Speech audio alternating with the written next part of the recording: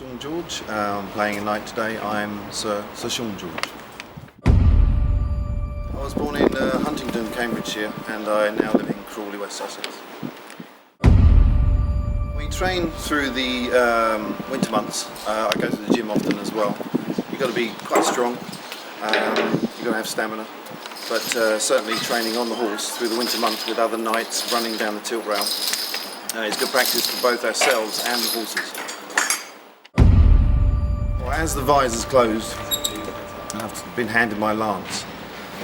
I'm just trying to relax, and I'm waiting for the other knight to show me that he's ready. And I'm just concentrating on meeting in the middle of the tilt rail and breaking my lance upon him.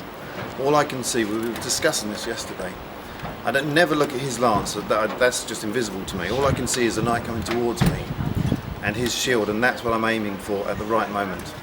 I'm riding Dylan. Yeah, he's a great horse. First rode him yesterday, and he's very good. Yeah, I'm enjoying him. As I was a kid growing up, I used to love movies, the 1950s movies, Ivanhoe and The Black Shield of Falworth with Tony Curtis. Those films to me was everything. I wanted to be a knight. I mean, what kid didn't? But I did. And in 2002, I saw knights jousting at Hurstmonceux Castle, and I was blown away. I'm thinking, well, that's not a stunt show or anything. That is real jousting with full plate metal. And I went up to one of the knights afterwards and I said, how does one become a knight? Which he kind of laughed, and a year or so later I was learning to ride so I could joust and become a jouster.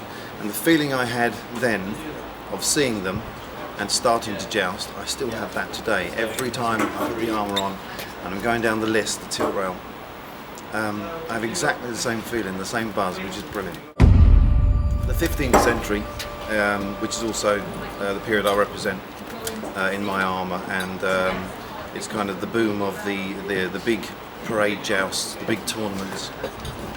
And it's a very romantic period. It's especially with the Italians, the Italian side of it. That's my interest mainly, with the soft kit.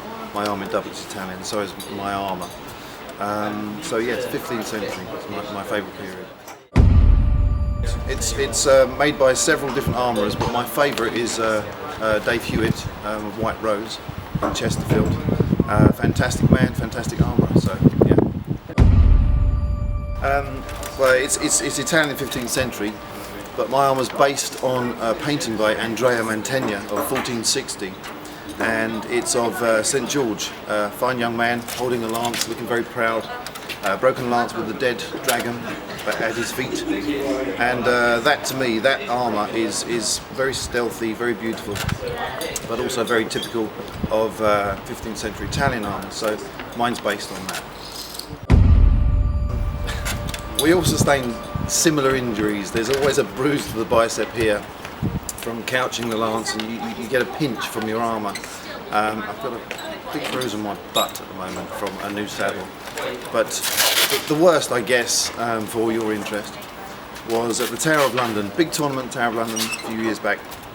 I was having issues with my visor, kept flipping up, which is pretty dangerous because I can't see. So I took the wrapper off, and that's a piece of equipment that protects your chin, the cheek plates, from opening up on my Italian armette. So I took that off. I joust without it. And then I got a lance break in my shield. The rest of the lance went up into my throat, and the solid lance with the man and horse straight into my throat. I couldn't breathe for a few seconds. I was slumped over the saddle, big black bruise. Very, a stupid thing to do. Don't take equipment off. If you're hindered that much, you must withdraw, which I should have done, but I'm lucky to be here, I think. I have many favourites, but overall, Sunday roast, cooked by Mum.